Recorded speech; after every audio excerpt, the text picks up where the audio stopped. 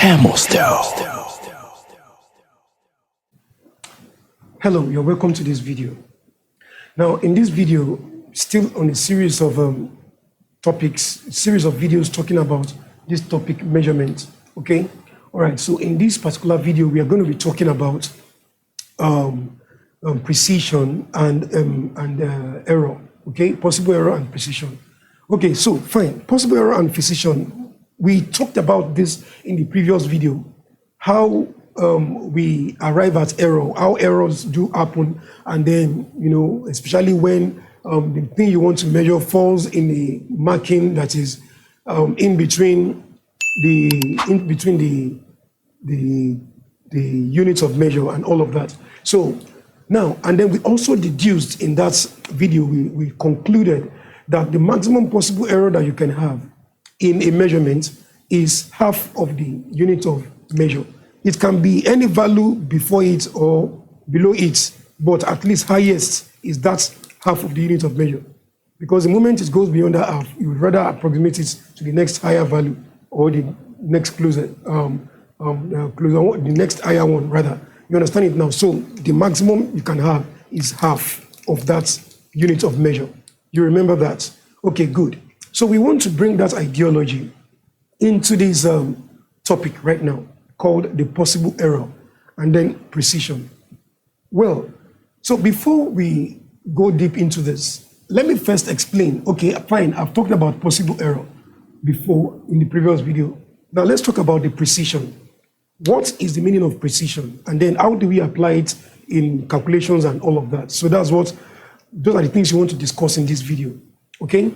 Now, precision is just like telling you the highest level of accuracy of a measurement.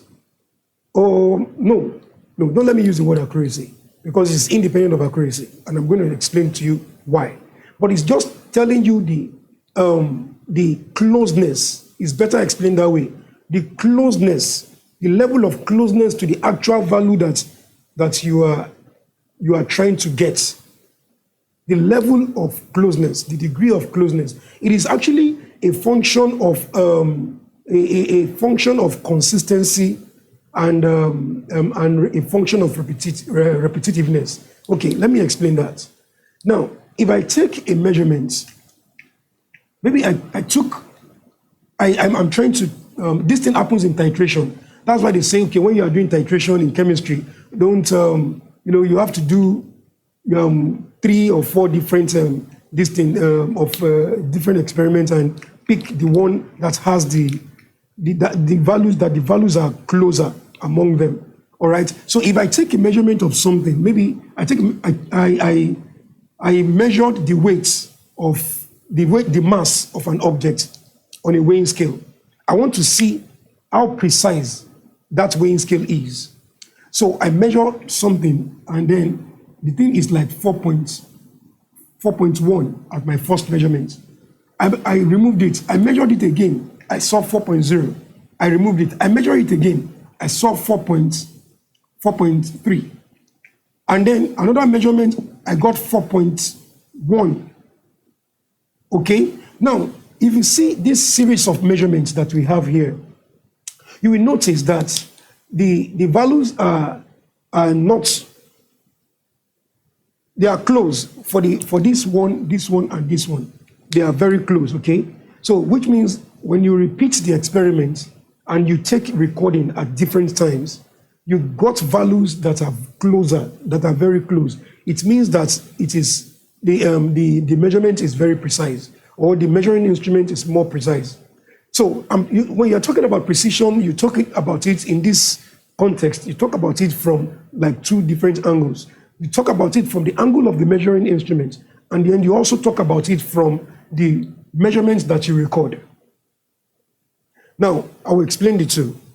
From the angle of the measuring instrument, if you use the particular measuring instrument to take different measurements and to take measurement of the same thing at different times, and then you keep having different values, it means that the precision of that instrument is to be questioned. The instrument is not so precise.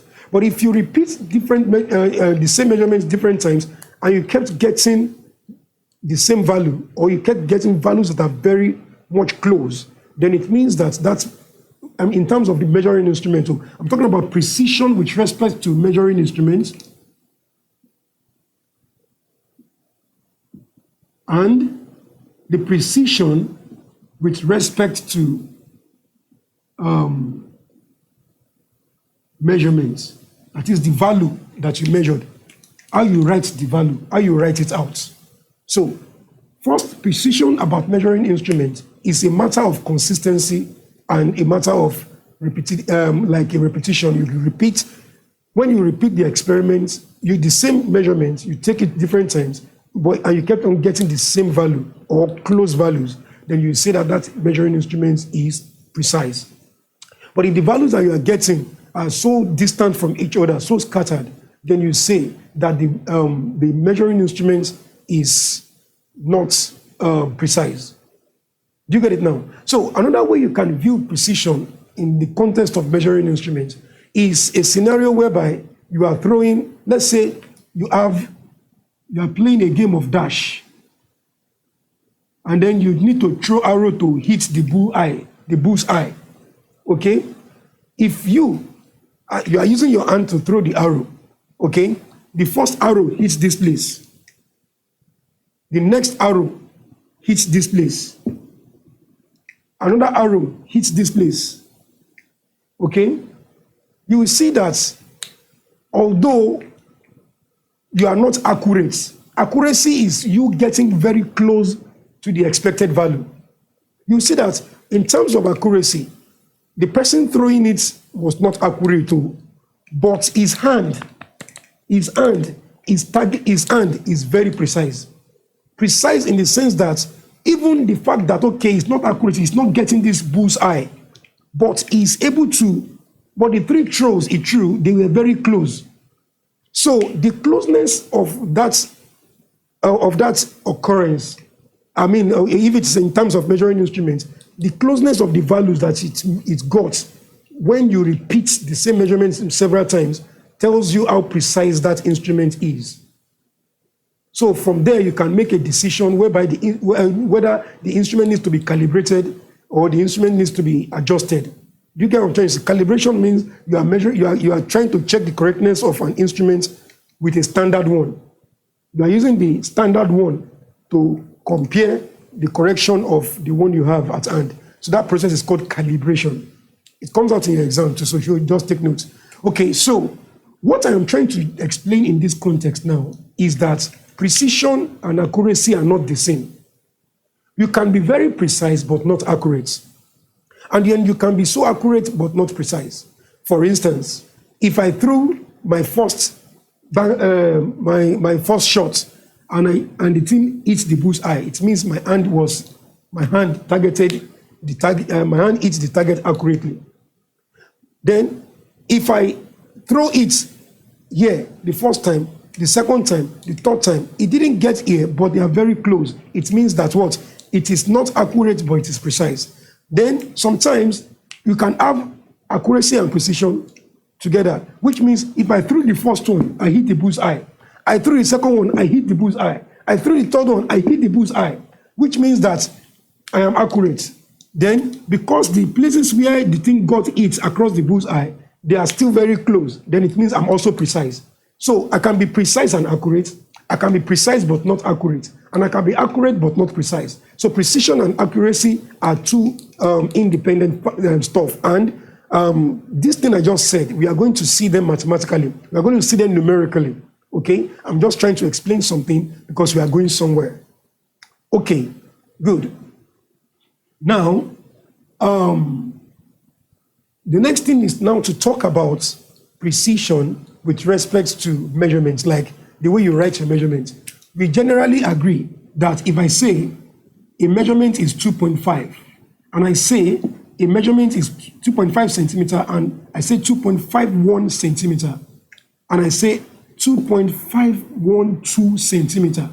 All right? If you have this measurement here, this one is precise, okay? But this one here is even more precise. And this one that we have here is the most precise. Do you understand? The precision is now telling you the level of detail that you are able to present with your measurements. The amount of detail, which means you are very more precise. So I just finished talking about precision in terms of the measuring instrument. Now I'm talking about the precision in terms of measured values. Now, okay? Precision in terms of measured value is just like trying to tell you the level of detail, the amount of detail that the value has, that the thing that you represent or that you wrote, the amount of detail it has. That is what this precision in terms of this, in this context, is just trying to say. So this is precise, more precise, and this one is most precise because it has more, the most detail among the three measurements. Let's say it is the same measurement. We measured the same thing 3 times, okay? And then, but we took these values, the detail, the values we took are more detailed than the other for the same thing. Then it means that out of all the measurements, this is the most precise, this is the more precise one, and then this is also precise, okay? So that is that as per that. So precision talks about this. Then how do we now talk about possible error? How do we relate possible error and precision? Okay?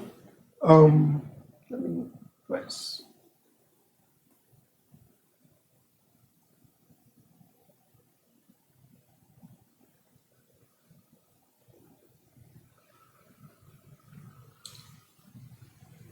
Okay, let me just introduce the second one, the next one. This possible error and the precision.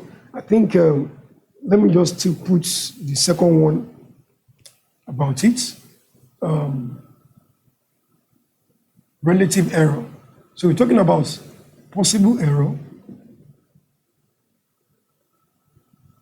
which we know is the what?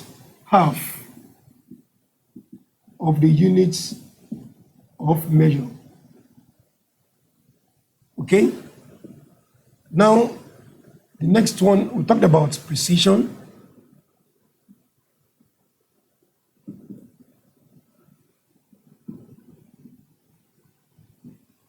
The level of what? Of detail. That's just the plain English I can use. The level of detail, just in normal English.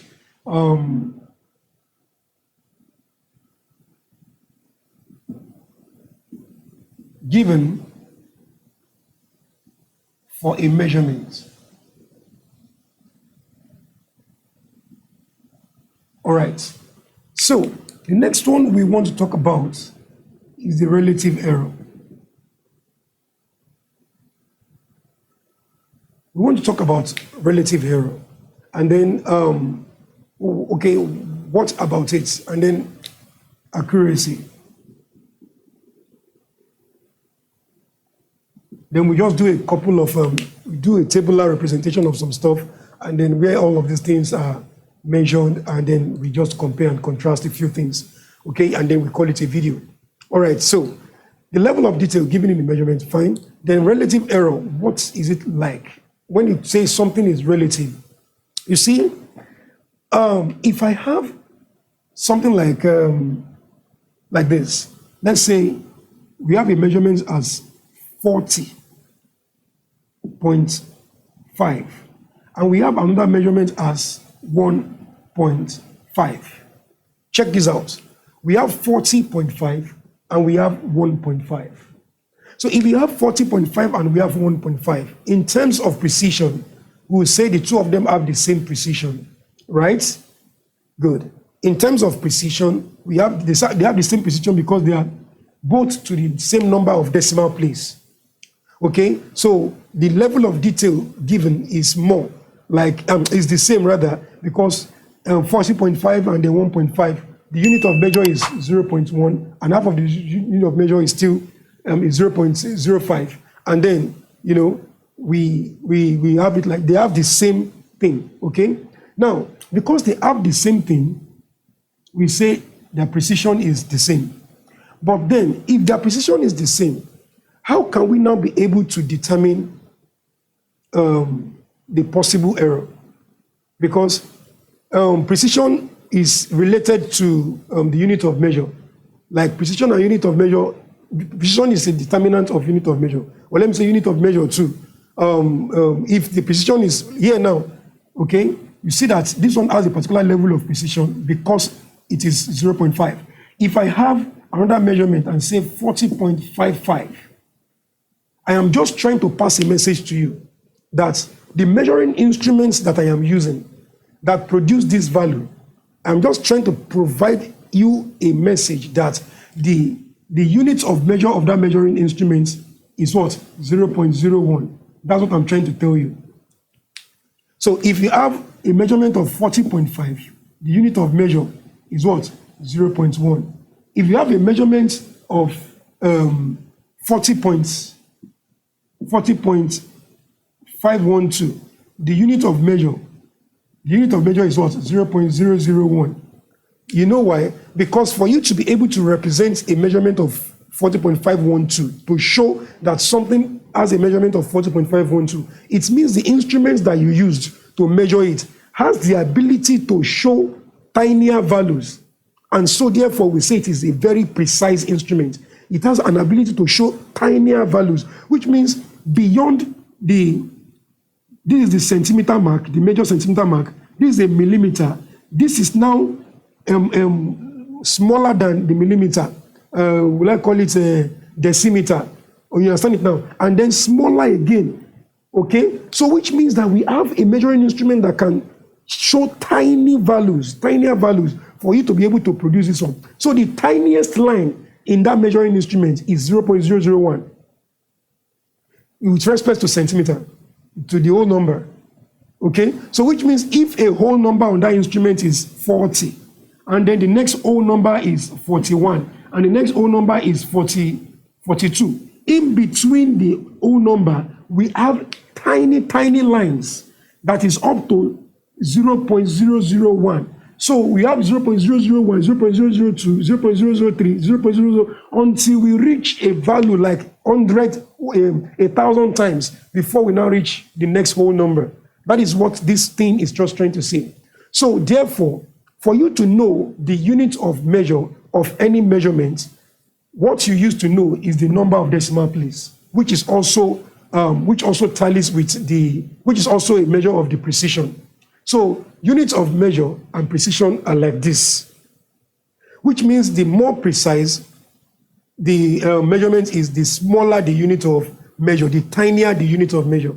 So the tiny unit of measure indicates what? A high precision. So the more the precision, the tinier the unit of measure. Are you getting that now? So that is how it goes. So a very small value of unit of measure represents a high amount of precision.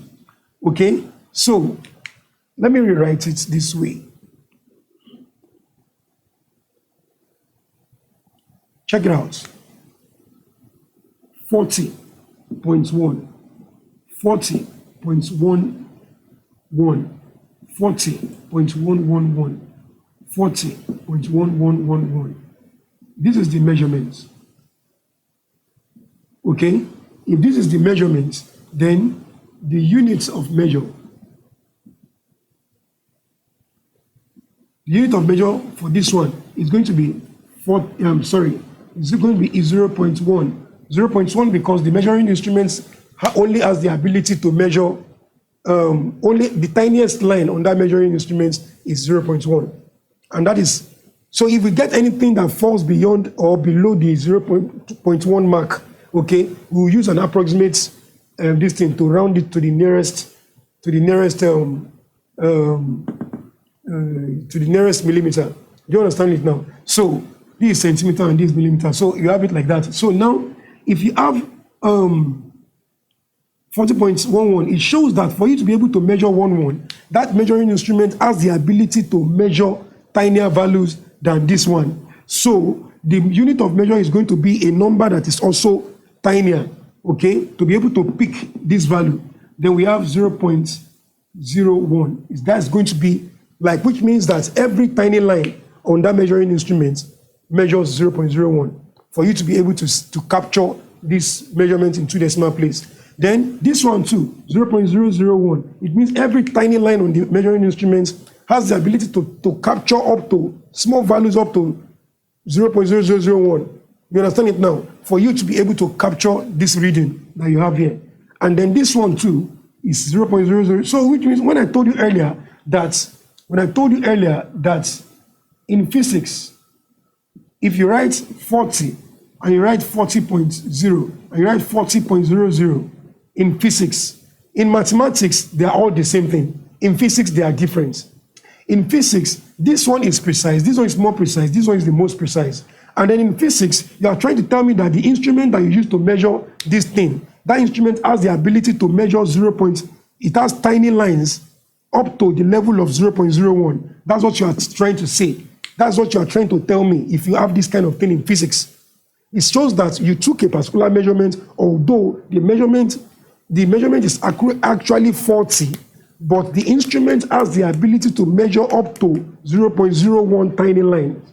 And that is why the tiniest line is up to 0.01 in that measuring instrument. That is the reason why you represent it like this. That is the interpretation that a physics person will pick when he sees 40.00. You say, the instrument you use has the ability to measure up to 0.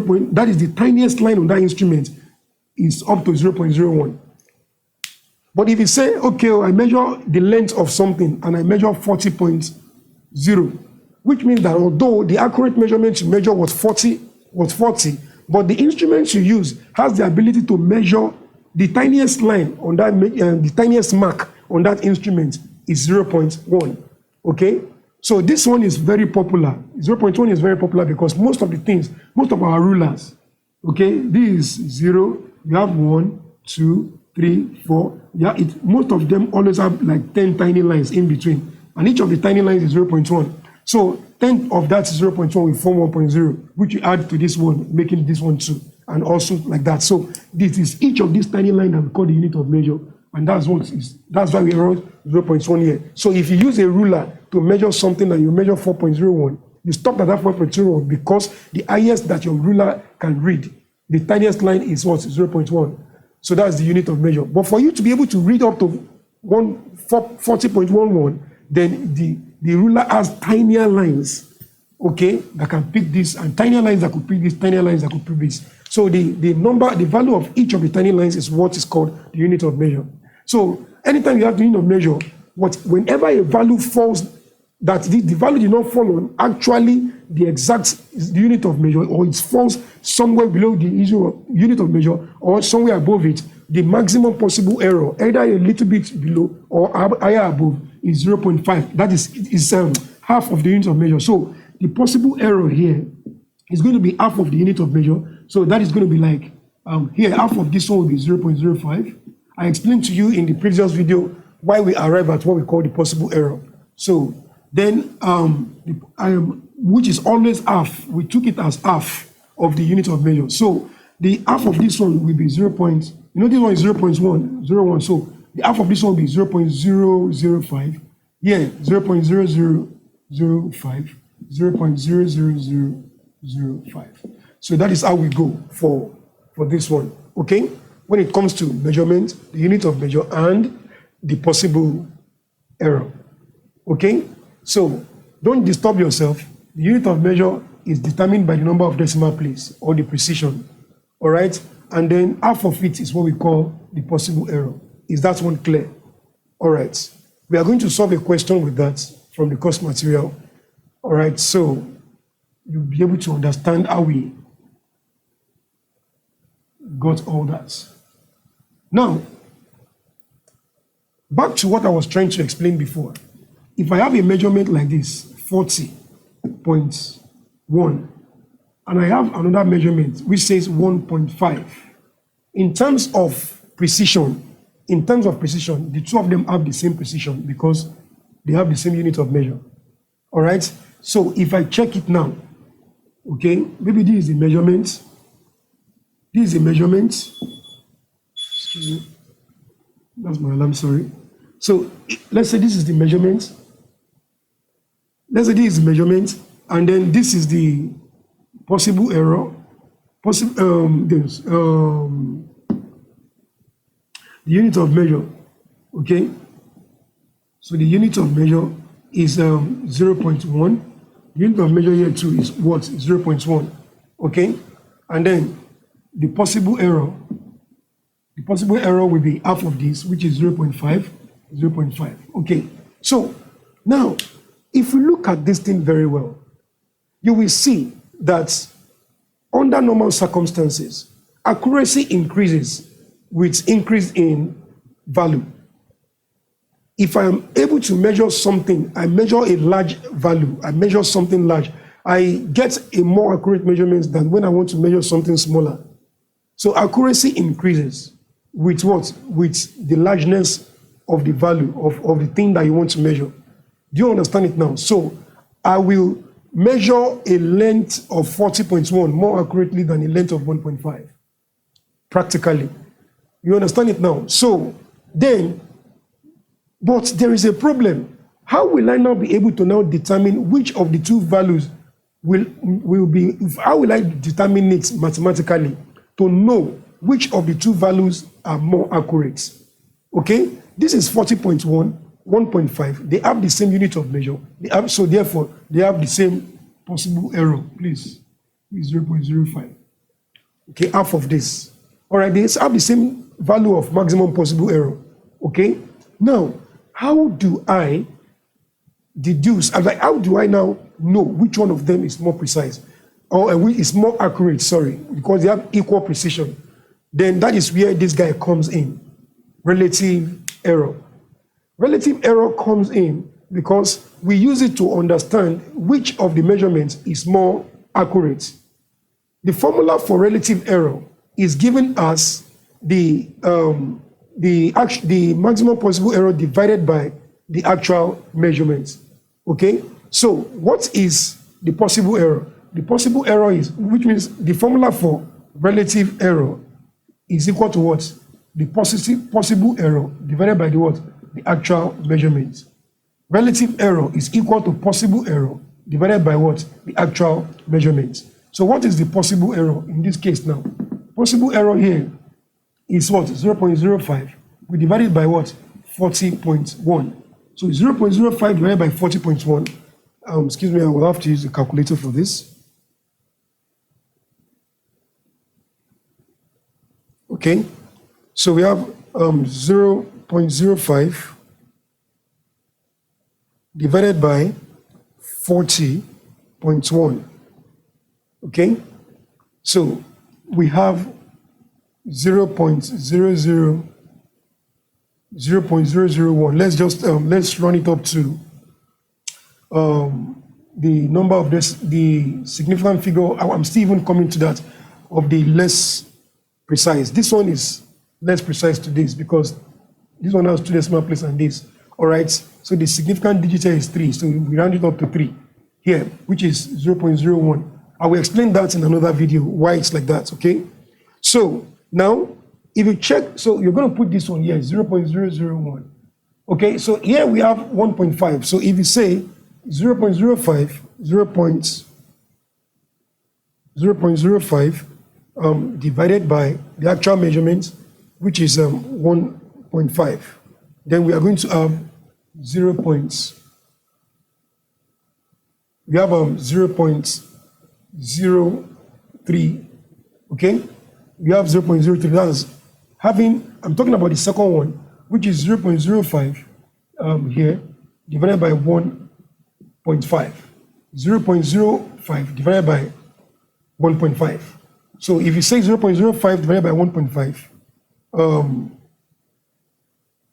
at the end of the day, the result you have, okay, the result you have here is 0.033. Okay, if you check it out,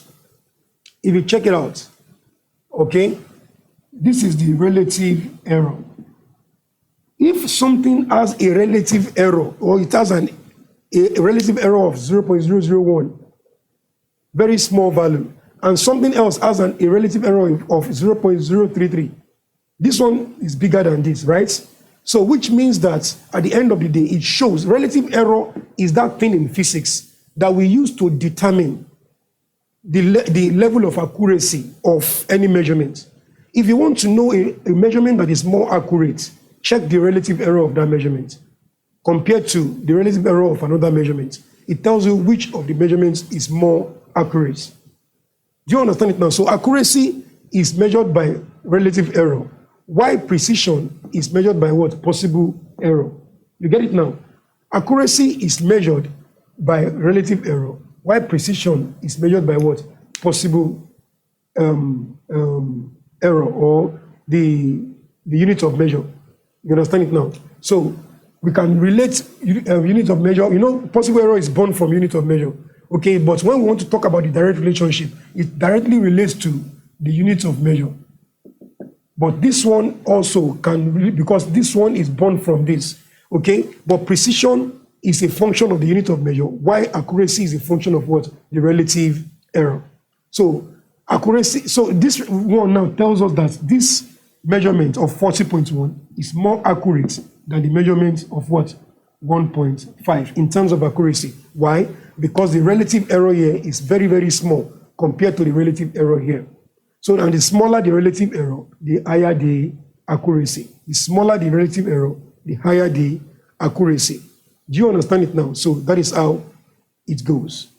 So with this, we come to the end of this particular video.